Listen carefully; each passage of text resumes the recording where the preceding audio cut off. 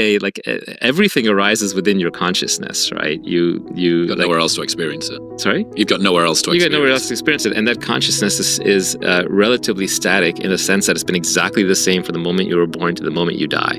And everything that you experience from your body, from your mind, to the world, to everything is within that consciousness.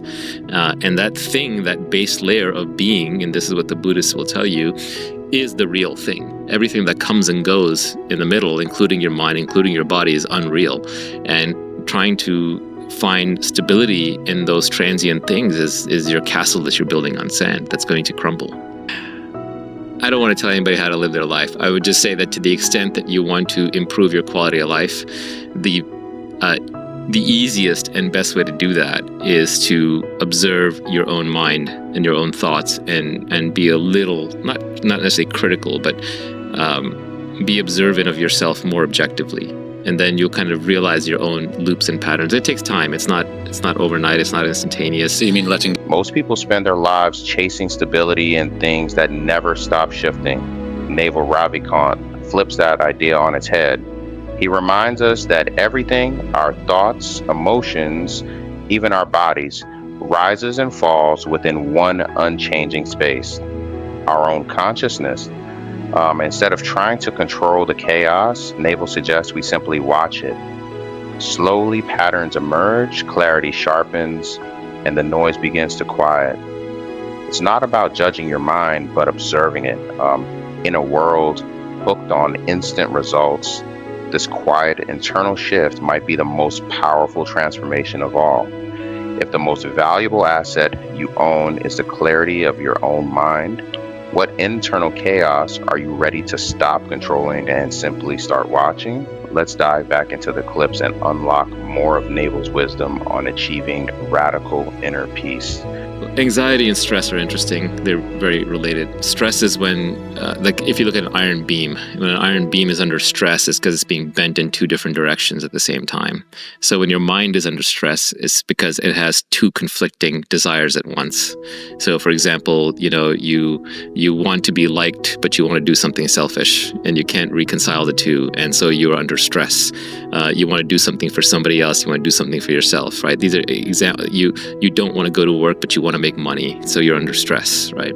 So you have two conflicting desires. And I think one of the ways to get through stress is to acknowledge that, I actually have two conflicting desires, and either I need to resolve it, I need to pick one and then be okay losing the other, or I will decide later. But at least just being aware of why your stress can help alleviate a lot of stress.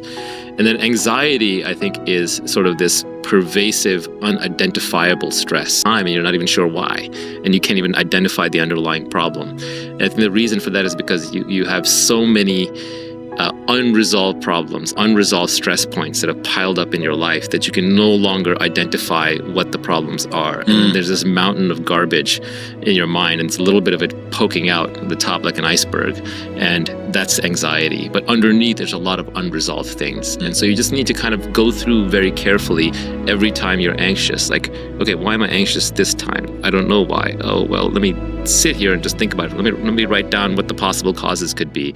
Let me meditate on it. Let me journal. Let me talk to a therapist. Let me talk to my friends. Let me just kind of see, like, when does that stress go away? If you can kind of identify and unravel and resolve these issues, then I think that helps get rid of anxiety. A lot of the anxiety is piled up because we move through life too quickly, not observing our own reactions to things. We don't resolve them. So this goes counter to what I was saying earlier about not reflecting too much on things. But you reflect on the problems to observe them and solve them. You don't reflect on them to feel better about yourself. To indulge them. Well, if you're doing it to just feel better about yourself, that could be strengthening your personality and your ego, and could be creating a more fragile personality. One big anxiety resolver for me is just ruminating on death. I think that's a good one. You're going to die. It's all going to zero. You cannot take anything with you. And I know this is trite, and I know we don't spend enough time thinking about the big questions. We kind of give up on them when we're very, very young. A little child might ask the big questions like, why are we here? What's the meaning of life? What is this all about? Is there Santa Claus? Is there God? But then as adults, we're taught not to think about these things, or we've given up on them. But I think the big questions are the big questions for good reasons. What's there to stress about? Yeah, for better or worse, life is... How should people deal with its briefness? Enjoy it. make the best of it. It's even briefer than that. Each moment just disappears. It's gone. There's only a present moment, and it's gone instantly. So if you're not there for it, if you're stressed out or you're anxious or you're thinking about something else, you missed it. So any moment when you're not in that moment, you are dead to that moment. You might as well be dead because your mind is off doing something else, or living in some imagined reality that is just a very poor substitute for the actual reality. So one of my recent realizations was, what is wasted time? What is a waste of time? So I don't like to waste time, but what is wasted time?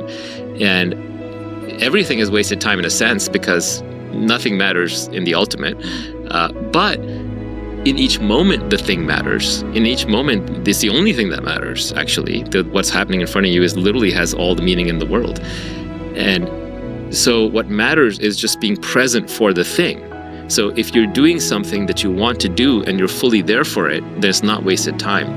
If you don't want to do it and your mind is running away from it and you're reacting against it and you're wishing you were somewhere else and you're thinking about some other thing, or you're anticipating some future thing, or regretting some past thing, or being fearful of something, then that's wasted time. That's time that's being wasted when you're not actually present for the reality in front of you. So my definition of wasted time, yes, I do want some material things in life, and there are things that have more value than others within this life, but this life is very short and bounded. So the true wasted time is a time that you're not present for, when you're not there for it, when you're not doing the thing you want to do to the best of your capabilities such that you're immersed in it. If you're not immersed in this moment, then you're wasting your time. People get worried about dying and no longer being here, but they don't realize that so much of their life is spent not being here in any case. That's right. And I think people crave being here for it. And when you're here for it, you're actually not thinking about yourself. You are more immersed in the thing, the moment, the task at hand. We don't want peace of mind, we want peace from mind. That's right. Yeah, you don't peace. The mind is, and there's more to you than the mind. How so? Well, I mean, the very, I don't want to disassemble the body, so to speak, right?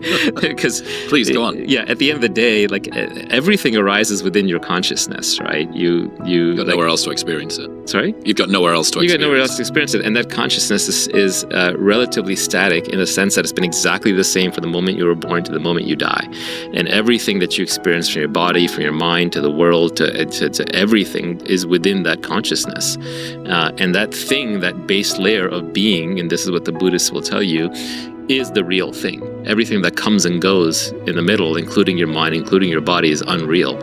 And trying to find stability in those transient things is your castle that you're building on sand that's going to crumble. Stress isn't always about workload. Sometimes it's two parts of you pulling in opposite directions. You want to rest, but also chase success. You crave approval, yet long for independence. That internal tug of war creates tension, and when left unchecked, it morphs into anxiety. The real kicker? Most of us can't even name what's bothering us. It builds like junk in the attic until we're buried under it. The way out isn't distraction, it's awareness. Sit with the discomfort, trace it, name it, because until you face what's really there, your mind will keep dragging ghosts into the present moment. The old line about two people walking down the street, they're having the exact same experience. One is one is happy, one is sad, right? It's a narrative in their heads. It's how they choose to interpret. So I think when I said that was a long time ago, I was talking more about having positive interpretations and negative interpretations. But these days, I think it's better just not to have any interpretations. And to just allow things to be. You're still going to have interpretations. You can't stop it, and nor should you try. But even that having an interpretation is just a thing you can leave alone. The easiest and best way to do that is to observe your own mind and your own thoughts, and be a little, not necessarily critical, but be observant of yourself more objectively. And then you'll kind of realize your own loops and patterns. It takes time. It's not overnight. It's not instantaneous. So you mean letting go is not a one-time event? Yeah, and there's letting go is not necessarily even the right answer. Like, yes, if you're trying to be an enlightened being and you want to live like a god and everything's gonna be perfect and be a Buddha, sure, you can let go. But I think in practice it's actually quite hard to do. I think I would say that it's you're going to find a lot of fulfillment out of life by just doing what you want to do and genuinely exploring what it is that you want, rather than doing what other people expect you to do or society expects you to do, or what you might just think it should be done by default. I think most older successful people will tell you that their life was best when they lived it unapologetically on their own terms. I think the gut is what decides. The head is kind of what rationalizes it afterwards. The gut is the ultimate decision maker. If it doesn't, and what is the gut? The gut is refined judgment. It's taste. Aggregated. And it could be aggregated through evolution, and it's in your genes and your DNA, or it could be aggregated through your experiences and what you've thought through. The mind is good at solving new problems, and new problems in the external world that have defined edges, beginnings and ends and objectives. What the mind is actually really bad at is making hard decisions. So when you have a hard decision to make, I find it's better to, yes, you ruminate on it, you think through all the pros and cons, but then you sleep on it. You wait a couple of days. You wait until the gut answer appears with conviction and it feels right. And when you're younger, it takes longer, because you just don't have as much experience. And when you're older, it can happen much faster, which is why, And you have less time to... Yeah, and old people are just more set in their ways as a consequence, right? They know what they want, they know what they don't want. So it takes time to develop your gut instinct and judgment. But once you've developed them, don't trust anything else, because you can't go against your gut. It'll bite you in the end. So much of life happens in the space between what is and what we believe it should be. Two people walk the same street, but one feels peace while the other drowns in sorrow. The difference? The story they're telling themselves. But what if we drop the stories altogether, not replace them with better ones, just let things be as they are, unfiltered, raw, present? That's where the weight starts to lift. Time is slipping, not in a dramatic way, but in the quiet, unnoticed seconds lost to overthinking, regret, and distractions. See, if you're going to reclaim anything, start with your attention. Observe your mind like you'd watch clouds drift by, not to judge, but to understand. There's freedom in seeing your own patterns and realizing you don't have to be ruled by them. It's not about achieving some perfect Zen state. It's about catching yourself before you spiral again and again.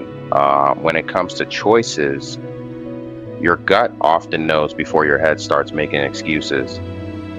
That quiet nudge, that uneasy feeling, is wisdom accumulated through years of trial, error, and pain. You can ignore it, rationalize around it, or wish it away, but it will always be there, waiting. That's why decisions made against your instincts rarely end well. Looking back is usually obvious. You knew. You just didn't want to admit it. Learning to trust that signal is a lifelong skill. It's not perfect. It's not fast. But it's honest. At the end of the day, the point isn't to live flawlessly. It's to live deliberately. Not from obligation, not from fear, not from noise, but from clarity. Once you stop outsourcing your decisions to everyone else's expectations, you realize the path you've been searching for was always yours to choose. As we wrap up, what helped you slow down and observe your mind without judgment? Let us know your thoughts in the comments below. Share this video and hit the like button. Thanks for watching, and don't forget to subscribe.